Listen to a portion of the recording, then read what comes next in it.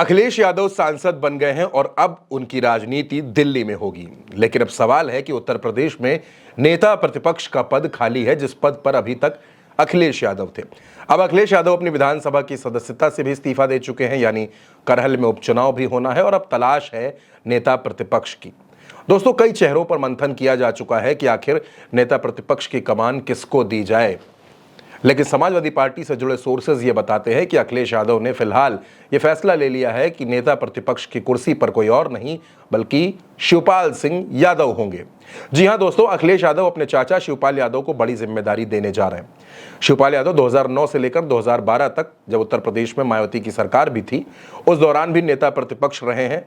शिवपाल यादव मंझे हुए सियासी खिलाड़ी हैं, लंबे वक्त से विधायक हैं, उत्तर प्रदेश में कई बार मंत्री रह चुके हैं और सदन का एक लंबा अनुभव शिवपाल यादव को है। शिवपाल यादव को नेता प्रतिपक्ष की कुर्सी देकर अखिलेश दरअसल दो तरह के संदेश देना चाहते हैं। पहला संदेश वो ये देना चाहते हैं कि उत्तर प्रदेश में समाजवादी पार्टी में सब कुछ ठीक चल रहा है और परिवार में भी कहीं से किसी भी तरह का कोई टकराव नहीं है। और दूसरा संदेश वो पीडीए फॉर्मूले को भी देना चाहते हैं, ओबीसी वर्ग को ये जिम्मेदारी देकर। अब दोस्तों, सिर्फ नेता प्रतिपक्ष तक बात हो ऐसा नहीं है। उत्तर प्रदेश की विधानसभा में समाजवादी पार्टी के पास जो मुख्य सचेतक का पद था, जिस पद पर अभी तक मनोज पांडे थे, लेकिन मनोज पांडे लोकसभा चुनाव के दौरान गृह मंत्री अमित शाह के मंच पर जाकर बीजेपी में शामिल हो गए, जिसके बाद से ये पद खाली है। अखिलेश यादव विधानसभा के स्पीकर को चिट्ठियां लिख चुके हैं कि जो विधायक इस तरह से लोकसभा चुनाव के दौरान और राज्यसभा चुनाव में क्रॉस वोटिंग करके भारतीय जनता पार्टी के पक्ष में जाकर खड़े हुए, उनकी सदस्यता खत्म की जाए। वो मामला अभी विधानसभा स्पीकर के पास है और जाहिर सी बात है कि 29 जुलाई से जब सत्र शुरू होगा तब ये हंगामा भी तूल पकड़ेगा। लेकिन इधर अखिलेश यादव ने नेता प्रतिपक्ष शिवपाल को बनाने के साथ साथ विधानसभा में समाजवादी पार्टी के विधायकों की एक नई टीम बनानी भी शुरू कर दी है।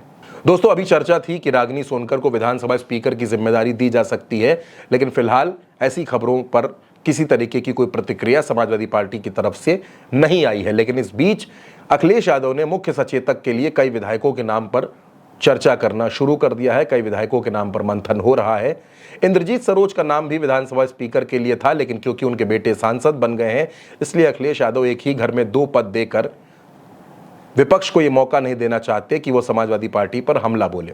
दोस्तों, समाजवादी पार्टी के पास सदन में कई महिला विधायक भी हैं, जिसमें रागिनी सोनकर हैं, पूजा सरोज हैं, मारिया शाह हैं।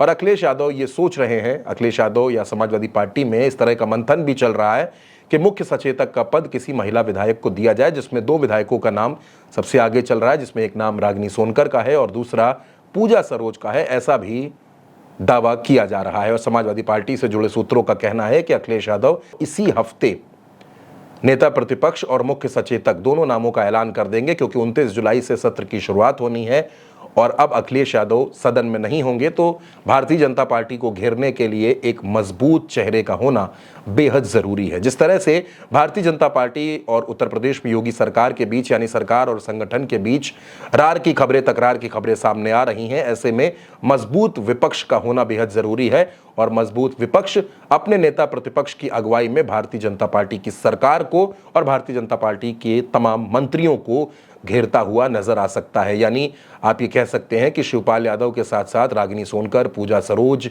और बाकी जो तमाम विधायक हैं, उनकी एक पूरी टीम सदन में काम करेगी। जिस तरह से राहुल गांधी ने इंडिया गठबंधन की एक पूरी टीम लोकसभा में तैयार कर रखी है जो नरेंद्र मोदी की सरकार का मुकाबला कर रही है, उसी तरह से उत्तर प्रदेश में अखिलेश यादव अपने कुछ चुनिंदा विधायकों की एक ऐसी टीम बना सकते हैं जो उत्तर प्रदेश में योगी सरकार को घेरती हुई नजर आएगी। अब शिवपाल यादव को विधानसभा में नेता प्रतिपक्ष बनाने का फायदा अखिलेश यादव को उत्तर प्रदेश में आगे आने वाले उपचुनाव और फिर 2027 के विधानसभा चुनाव में भी मिलेगा, क्योंकि शिवपाल यादव का संगठन जिलों में बेहद मजबूत है, शिवपाल यादव की पकड़ बेहद मजबूत है और अखिलेश यादव इसे भी भुनाना चाहते हैं। यानी परिवार में कहीं से कोई तकरार नहीं है और पूरा परिवार इस बार एकजुट होकर उपचुनाव और विधानसभा के चुनाव में अपनी ताकत दिखाएगा और समाजवादी पार्टी को भी मजबूत करने का काम करेगा। अब दोस्तों, फिलहाल हर किसी की नज़र उन विधायकों पर है जिनको अखिलेश यादव जिम्मेदारियां देने वाले हैं।